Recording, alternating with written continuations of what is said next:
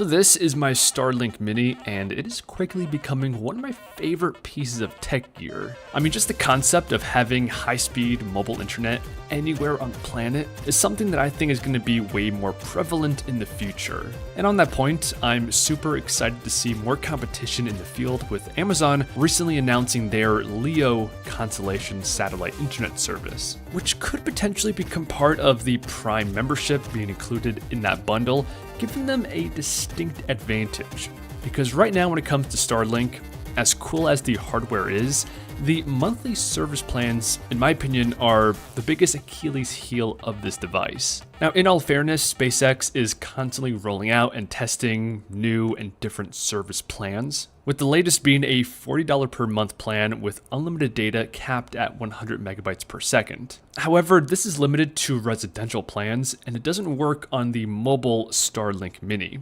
Here you only have two options right now. The first one is $50 per month and you get only 50 gigs of data. And the second is unlimited, but it costs a whopping $165. But here SpaceX did roll out a new service called Standby Mode. And officially this is not a normal monthly service plan, but it costs just $5 per month and it gives you unlimited data at a cap speed of 0.5 megabyte per second. And the question I have here is just how usable or not is this $5 per month plan of unlimited data?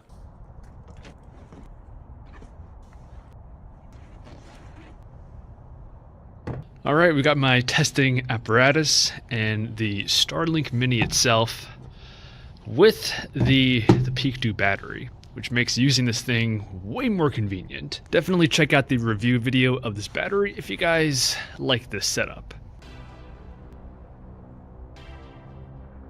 Alright, so we got the Starlink about, 10 feet away. I switched on the battery and we should theoretically have internet. Oh, there we go.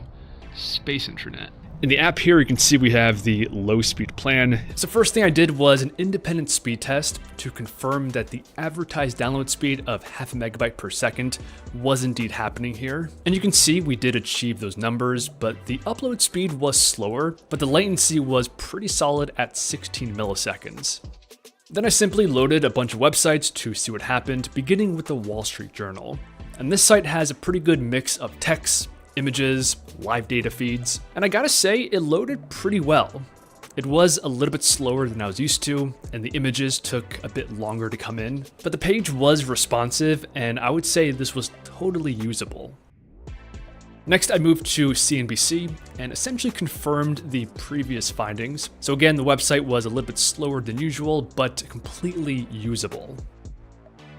I did also want to try Google Finance because here this page has a ton of live data feeds, and just like with the Wall Street Journal, CNBC, this loaded extremely well. However, that was not the case with the next website, which was Kalshi.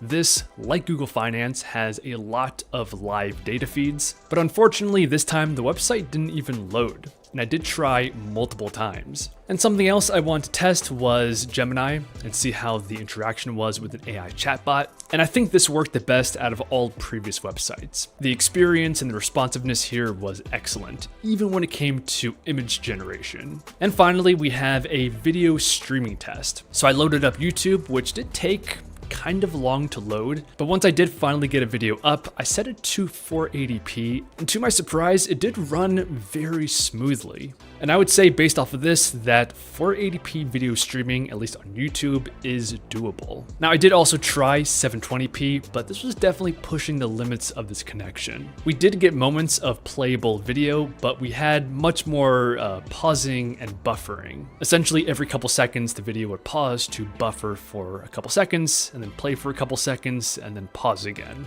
And finally, we have Netflix, and unfortunately, Netflix did not load in my testing, so I was unable to do any kind of video streaming test with Netflix. So if you guys want my conclusion here of this data, I would say it's a little bit of a mixed bag.